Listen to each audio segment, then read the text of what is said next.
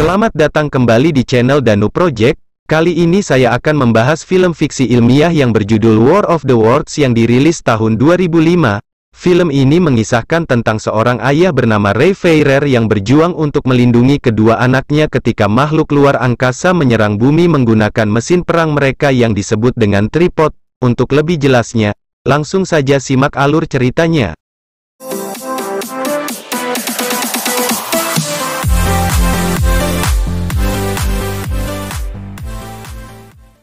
Di awal film kita diperkenalkan dengan sang karakter utama yang bernama Ray Fairer.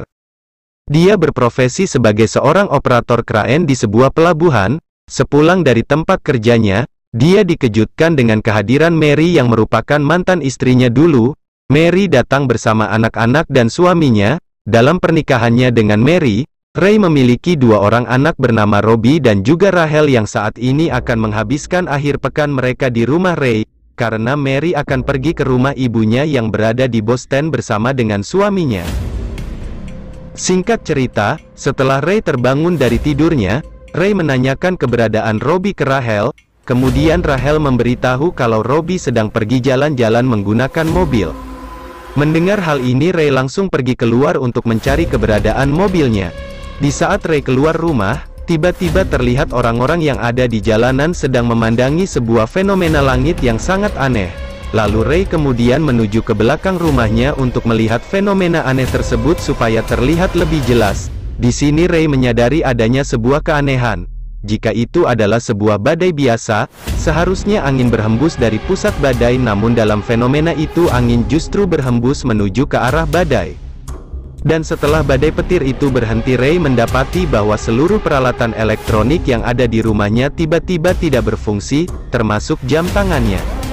Ketika melihat situasi di luar rumah, ternyata semua kendaraan bermesin tiba-tiba tidak berfungsi mendadak. Bersamaan dengan ini, Ray akhirnya bertemu dengan Robbie yang melaporkan bahwa mobilnya mengalami kerusakan. Lalu Ray menyuruh Robbie untuk menemani Rachel yang berada di dalam rumah sendirian.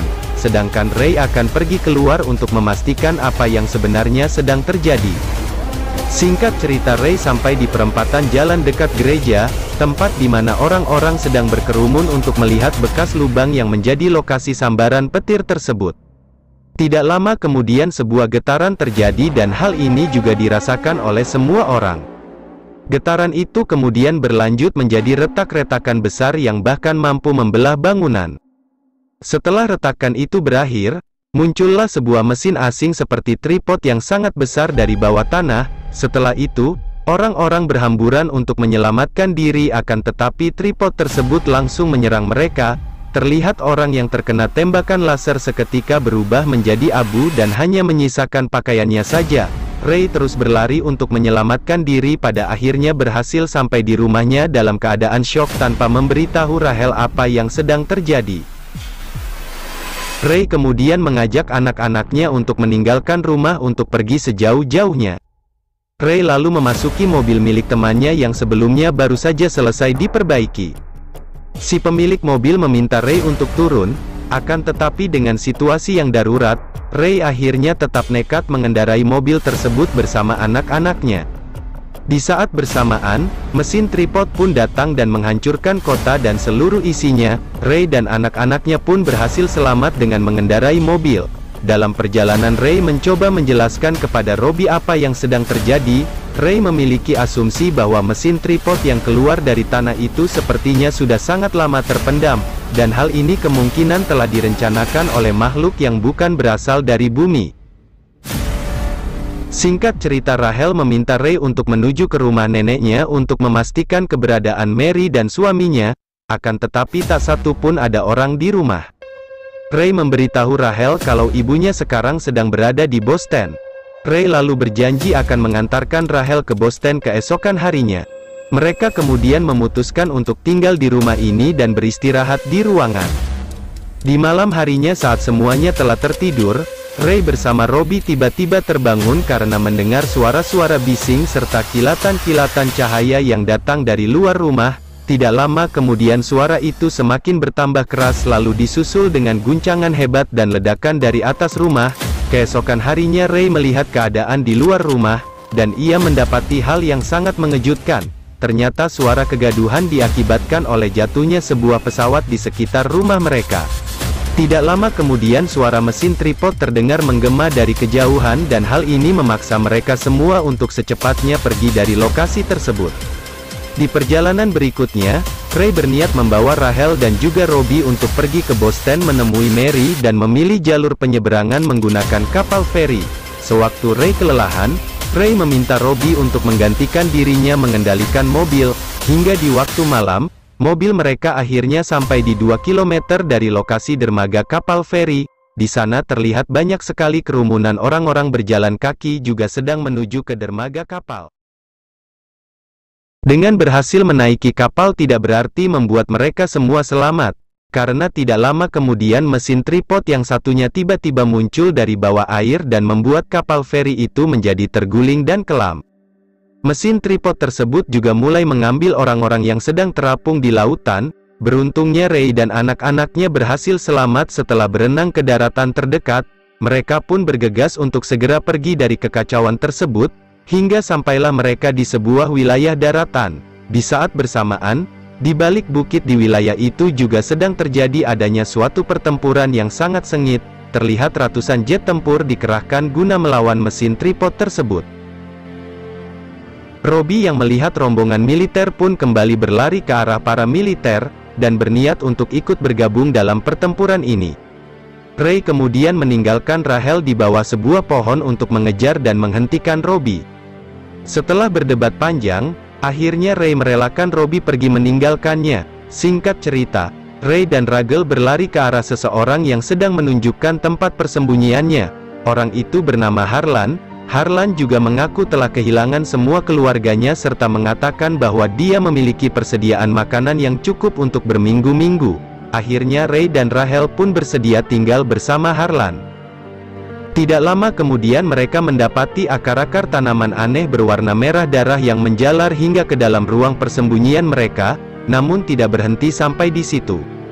Karena mereka didatangi oleh para alien menakutkan untuk menggeledah ruangan persembunyian mereka. Harlan sempat ingin menembak salah satu alien menggunakan senapannya, namun usaha itu segera dicegah oleh Ray, hingga akhirnya mereka pun berhasil bersembunyi dan para alien itu pun pergi keluar. Tidak lama setelahnya tiba-tiba terdengar suara Harlan yang terus berteriak memanggil Ray. Ray pun bergegas mendatanginya dan menyuruh Harlan untuk tidak berisik karena suara Harlan bisa saja memancing kedatangan para alien lagi. Ray kembali mencoba memperingatkan Harlan untuk tetap diam, namun Harlan justru memukul Ray menggunakan sekrupnya. Ray menyadari bahwa hal ini tidak bisa dibiarkan. Lalu Ray menghampiri Harlan kembali untuk diberi pelajaran. Setelah membereskan Harlan, kini mereka melepas lelah dengan bertidur. Akan tiba-tiba sebuah tentakel alien kembali muncul dan mengejutkan Rachel. Ray pun lantas memukul tentakel itu menggunakan kapak. Sementara itu Rachel yang panik lalu berlari keluar. Setelah itu Ray pun bergegas untuk mencari keberadaannya Rachel, dan ketika di luar rumah, betapa terkejutnya kalau wilayah tersebut sudah dipenuhi dengan warna merah darah manusia. Di saat yang sama Ray melihat Rachel yang sedang berdiri dan berteriak tak jauh dari tempatnya, dan seketika itu pula mesin tripod pun mendatangi Rachel dan menangkapnya. Ray yang tidak ingin kehilangan anaknya langsung berusaha sebisanya hingga dia menemukan sebuah granat yang gunakan untuk menyerang mesin tripod itu. Sempat berhasil menyerang tripod itu dengan granatnya. Ray pun lalu tertangkap dan dimasukkan ke dalam perangkap tripod tersebut. Singkat cerita, Ray berada di dalam perangkap bersama dengan banyak orang lainnya. Di sana juga Ray juga dipertemukan dengan Rachel yang terlihat sedang dalam keadaan sangat shock. Namun tiba-tiba sebuah tentakel kembali muncul dari atas. Tentakel itu kemudian menangkap kaki Ray yang sedang berusaha melindungi Rachel. Ray terus ditarik dan akan dimasukkan ke dalam perut tentakel itu. Ray juga sempat membawa sisa granat yang dia temukan di bawah tadi dan berusaha melemparkannya ke arah alien itu. Seorang anggota militer yang melihat itu bergegas untuk menarik Ray dengan dibantu oleh orang-orang lainnya, yang pada akhirnya Ray berhasil diselamatkan dan sekaligus berhasil menarik beberapa pemicu granat. Ia berhasil membuat perangkap itu meledak dan membebaskan semua orang.